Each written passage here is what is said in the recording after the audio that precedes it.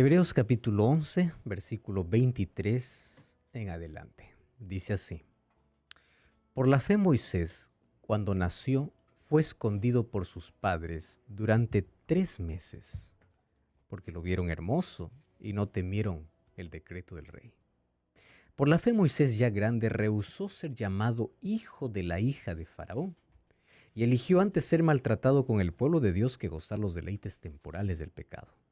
Consideró que el vituperio de Cristo es mayor riqueza que los tesoros egipcios, porque miraba el galardón. Por la fe dejó Egipto sin temer la ira del rey, porque se sostuvo como viendo al invisible. Por la fe celebró la Pascua y la aspersión de la sangre, para que el que destruía los primogénitos no los tocara a ellos. Por la fe pasaron el mar rojo como por tierra seca, y cuando los egipcios intentaron lo mismo, fueron ahogados. Muy bien. En estos versículos que nosotros hemos leído, vamos a encontrar la historia de uno de los mayores líderes que alguna vez la historia humana ya tuvo. Hablar de Moisés es hablar sobre el mayor líder que tuvo el pueblo de Israel y uno de los hombres con los cuales Dios hizo los mayores milagros. Fue con Moisés que el pueblo recibió maná. Fue con Moisés que agua salió de una roca. Fue con Moisés que el mar se dividió. Fue con Moisés que hicieron grandes conquistas y fue con Moisés que salieron después de 430 años de esclavitud. O sea, todo lo aparentemente imposible llamado en el Antiguo Testamento fue hecho bajo este periodo, bajo el liderazgo de Moisés. Fue Moisés quien dice la Biblia que pudo ver la espalda de Dios o el rostro de Dios, la gloria de Dios. Fue Moisés quien recibió de parte de Dios mismo las tablas de la ley escritas por el dedo de Dios. Él tenía una comunicación directa, una relación tan profunda. ¿Mas dónde aprendió eso? ¿Cómo es que llegó a tener una fe tan grande, a tal punto de hablar con Dios y hasta de cuestionar a Dios, o de suplicar a Dios, o de interceder a Dios por causa del pecado del pueblo, y que Dios pueda en un momento decirle: está bien, se hará como tú dices? ¿En qué momento Moisés comprendió o aprendió a hacer todo eso? Nosotros no podemos hablar de la historia de Moisés pasando por alto la historia de su nacimiento. Y en su nacimiento, la figura principal obviamente es la madre. Y junto a la madre obviamente es el padre, Amram y Jocabed. Una pareja simple y común. Sin embargo, ellos tenían una gran confianza en Dios, que ellos se atrevieron a hacer lo que pocos podrían hacer. Bueno, después de Abraham, el segundo hombre con mayor fe en el Antiguo Testamento es Moisés. Solo que la vida de Moisés es un milagro.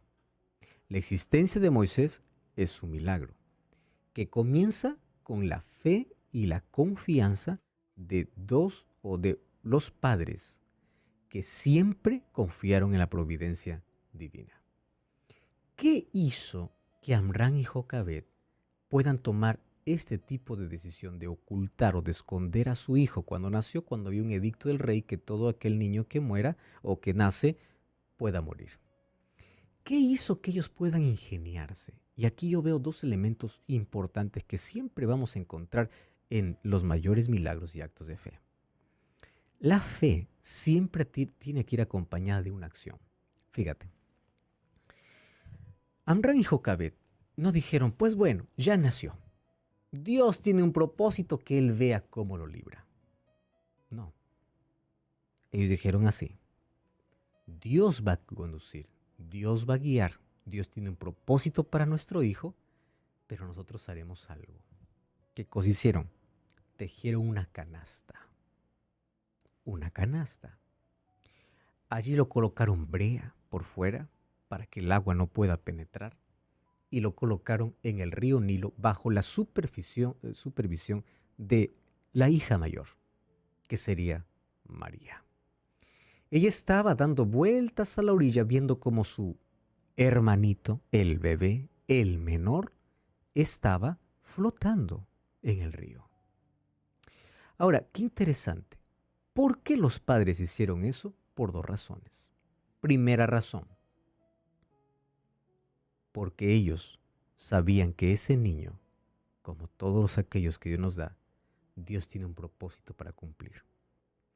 Cuando tú ves a tu hijo solamente como un ser humano más que viene a la existencia y no lo encuentras el propósito, tú no harás nada, absolutamente nada diferente por él o por ella. Pero si tú ves a ese bebé que Dios coloca en tus manos, con un propósito de Dios, tú vas a cuidar de él, amar de él, encaminarle a él y hacer todo lo posible, no solamente para que su existencia sea buena, sino para que éste pueda ser encaminado bajo el propósito de Dios. Si tú a tu hijo, en lugar de ver todos los sacrificios que haces, ves que estás educando a un Moisés, a un Elías, a un Josué, a un Esther, a una Ana, a una María, si en lugar de poder ver todas las desventajas, comienzas a ver que ahí está el futuro líder, el futuro presidente, ahí está el futuro. O sea, si tú comienzas a ver el futuro desde el presente, tú haces dos cosas. Crees que Dios tiene un plan y tú vas a hacer todo lo posible para que ese plan se cumpla. Y número dos, por la fe visualizas un futuro brillante para tus hijos. Sin embargo, hay muchos que solamente tienen hijos y traen a la existencia, pues bueno, allí que sobrevivan, allí que avancen, allí solitos descubrirán. No, no se trata de eso. ¿Qué cosa vio Amram y Jocabed? Dios tiene un plan y ese Dios que tiene un plan lo va a cuidar, pero nosotros haremos nuestra parte. Su acto de fe fue tan grande que ellos desafiaron un edicto del mayor gobernante de la tierra. Ellos no estuvieron allí dudando. ¿Y qué tal si el río los lleva distante? ¿Y qué tal si viene una corriente mayor?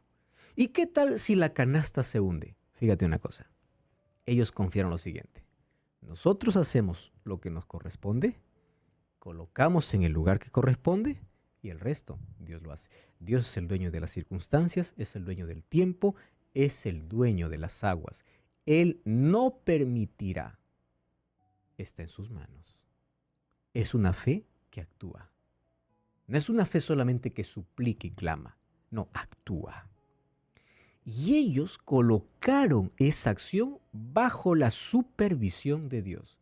Eso es confiar. Dios tiene el control, pero yo voy a hacer mi parte. Y ahí está. Un día fue la princesa, la hija del faraón, a bañarse al río Nilo. El Nilo era considerado un dios para los egipcios.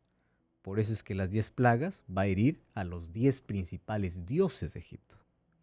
Comenzando por el río Nilo, que era considerado un dios. Cuando la princesa va y escucha el llanto de bebé, que no fue casualidad, fue providencia de Dios, la princesa, ella no pensó de que ese bebé en el agua era un bebé hebreo. Lo que ella pensó es, mi Dios me está entregando un bebé para mí. Porque según los registros, probablemente ellos, la princesa, intentaba tener hijos, pero no conseguía. Al ver ese bebé en el agua, ella creyó que su Dios, el Nilo, le estaba dando un hijo, no por su vientre, sino él mismo lo estaba entregando por sus aguas. En escena aparece María, la hermanita que estaba vigilando, y ella de manera sutil, al ver la alegría, la expresión de la princesa al ver este bebé, le dice, qué bonito. ¿No te gustaría, ya que en el palacio no le va a gustar al faraón escuchar gritos de bebé, no te gustaría que alguien lo pueda cuidar a este bebé que el Nilo te entregó?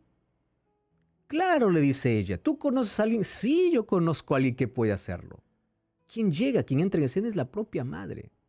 Y a partir de allí comienza el legado de fe. La fe no se hereda, pero la fe puede ser herencia. ¿Correcto? O sea, la fe no se transmite por los genes. La fe no se transmite como parte de su temperamento. No, la fe puede ser la mejor herencia a través de un legado que los padres dejan. ¿Cuánto tiempo estuvo Moisés con su madre y su padre? Apenas 12 años. Edad suficiente. Fíjate una cosa, aquí está el principio. Los primeros 7 años se dice que son los años claves en la vida, en nuestra existencia. Todo lo que pueda suceder en los primeros 7 años va a determinar la formación de nuestro carácter, nuestras decisiones y nuestra vida. Si en los 7 primeros años no hubo atención, no hubo educación, no hubo principios, no hubo corrección, no hubo nada, después él puede tomar sus propias decisiones, puede encaminarse de manera correcta, no significa que está determinado al fracaso, no. Sin embargo, los 7 primeros años son claves, es la base de nuestra formación completa. Bienaventurados los hijos, donde los 7 primeros años los educan, los abrazan, pasan tiempo, les enseñan de Dios, les enseñan a confiar en Dios. Moisés es la evidencia que 12 años fueron suficientes como para poder enfrentar todo lo que iba a vivir en el palacio. El palacio nadie temía a Dios, lleno de idolatría, comida del rey, imagínate lo que había. Pero él fue allá seguro de quién era. 12 años suficientes para poder crear la identidad de alguien que sería el mayor líder de Israel. Suficientes, no necesitó más. Imagínate la dedicación, la renuncia que tuvo esta madre y el padre obviamente también acompañando allí para poder educar. Tenía apenas 12 años para encaminarle bajo el propósito que Dios tenía para él. ¿Cuántas veces Moisés escuchó la historia de lo que sus padres hicieron y de cómo Dios lo libró? Eso le afirmaba en su corazón de que había un plan para su vida. Cuando él creció, comienza ahora él a dar evidencias de su fe. Yo quiero repasar contigo de manera brevísima 5 elementos de la fe de Moisés. Aquella fe que desarrolló desde casa. Primer elemento. Comienza diciendo el versículo 24 que es una fe que rehusó. Dice, por la fe rehusó. ¿Qué cosa es lo que rehúsa Moisés? Ser parte de la familia real. Moisés pudo haberse encantado con la idea de que él sería el próximo príncipe de Egipto. Mas la pregunta es, ¿por qué rehusó? Se cuenta que la princesa que encontró a Moisés probablemente tenía el nombre de Hatshepsut, que era la única hija del faraón Tutmosis I, que ella no tenía hijos, y al adoptar a Moisés, la corona real iba para la cabeza de Moisés si es que éste hubiese permanecido en la casa del faraón. Pero el primer elemento que yo encuentro de fe es que él rechaza privilegios para vivir otra vida. A ver, vamos a ver aquí. Este es un asunto. ¿Qué tipo de persona puede rechazar un privilegio tan grande como la corona real por vivir una vida de siervo, de servidumbre? ¿Qué tipo de persona hace eso? Por eso el primer elemento de fe es la fe que rechaza o rehúsa privilegios porque descubre mayores. Eso es fe. Sus ojos miraban la gloria de Egipto, pero en su mente había un propósito mayor. Mayor que la gloria de Egipto. Número 1, una fe que rehúsa. Número 2, una fe que elige. Mira el versículo 25, 11:25. Por la fe eligió ser maltratado con el pueblo que gozar de los deleites temporales. Entonces, primero, rehusó. Número 2, eligió. Muy bien. ¿Qué cosa es lo que elige? ¿Quién elige en esta vida el maltrato antes que la gloria humana? Esto parece ilógico. Mas ¿por qué es que él elige ser tratado como siervo antes que ser el próximo príncipe? Porque fíjate, allí luego vamos a descubrir, dice que él prefiere ser maltratado con el pueblo de Dios que gozar de los deleites temporales del pecado. Él sabía que la gloria y la corona que probablemente él iba a heredar iba a ser temporal. Pero la promesa que Dios había hecho para su pueblo a través de Abraham era una promesa mayor. Así es que entre lo que Dios prometió y todavía no recibió y aquello que tenía palpable, él elige lo que no ve. ¿Qué es esto? Fe. La fe elige lo que no ve, rechazando la gloria que ve, porque considera que lo que Dios ofrece es mayor que aquello que está viendo. La fe va más allá de lo que nuestros sentidos puedan tocar, palpar, oler, sentir. Más allá. Él podía tocar el oro, él podía ver los placeres, los deleites, pero él dice no, Dios tiene algo mucho mejor que eso. Entonces, número 1, rechaza. Número 2, elige. Número 3, ¿qué cosa es lo que considera la fe? Versículo 26. Consideró que el vituperio de Cristo es la mayor riqueza que los tesoros de Egipto. Wow, esto es interesante. La fe te lleva a mirar más allá del presente. ¿Qué cosa es lo que ve Moisés? Que en Cristo hay más riquezas que las riquezas de Egipto. ¿Lo podía ver con sus ojos físicos? Claro que no. Era solo por la fe. Moisés tuvo por mayores cosas los tesoros del cielo que los tesoros del faraón. Y tú sabes que la riqueza de Egipto era tremenda. En 1992 se hizo una excavación. Después de 6 años allí trabajando para poder sacar algo, se descubrió la tumba de Tutankamón. Esa tumba había estado sellada por más o menos 3.500 años. Finalmente, al ser descubierto, se reveló el oro que tenía aquel sarcófago fúnebre. ¡Wow! La máscara de oro tomada de la tumba era uno de los más bellos del mundo. El cuerpo de este faraón fue encontrado en uno de los sarcófagos más grandes. Dentro, lleno de oro. ¿Para qué? Bajo un cuerpo inerte, inservible, que no sirve para nada. La tumba apenas representaba un poquito de la gloria de Egipto, pero Moisés y Tutankamón, que vivieron más o menos a un siglo de diferencia, Moisés muestra de que el oro que él miraba, él sabía que era un oro que por más tiempo que brille y dure, un día iba a acabar enterrado. Mas el mayor oro que Dios ofrecía para él era la herencia eterna. Y él, por la fe, elige a Cristo que los tesoros terrenales.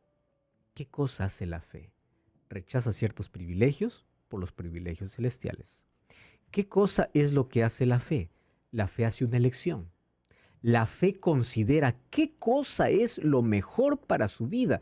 Me enseña a ver más allá de lo que en el presente veo. Y ahí viene el cuarto elemento, versículo 27.